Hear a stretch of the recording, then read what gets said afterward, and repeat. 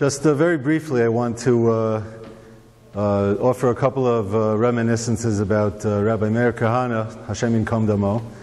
I had the very good fortune to meet him when I was a small child. My father, Nat Rosenwasser, was very active in the Jewish Defense League in New York. And as such, whenever Rabbi Kahane would be speaking in the area, he'd come to us for Shabbos.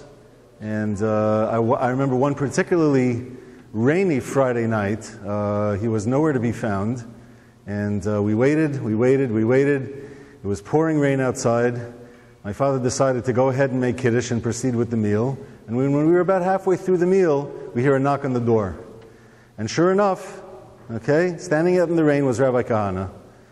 My father brought him in, welcomed him in, helped him dry off and sit at our table, asked him what happened. Well, his flight had been delayed. He had grabbed the first taxi cab that he could out of JFK Airport to come to Long Beach, New York. And Shabbos came in.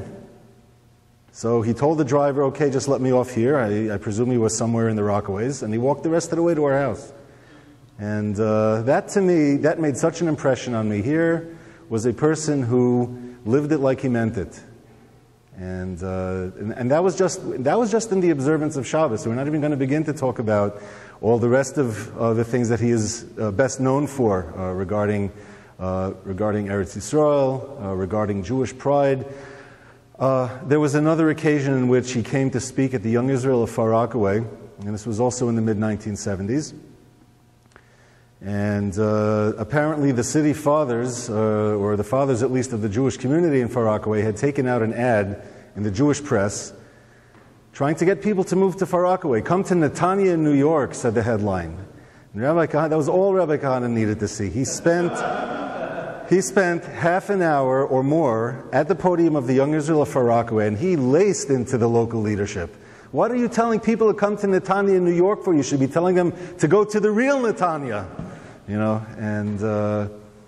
But I would have to say that most of all, the thing that I got the most out of all of my exposure, my father brought me, and other local members of the JDL brought me to various rallies in New York for Soviet Jewry, for Syrian Jewry, against any retreat from the Holy Land. At the time, it was still the Sinai, Lo Aleinu.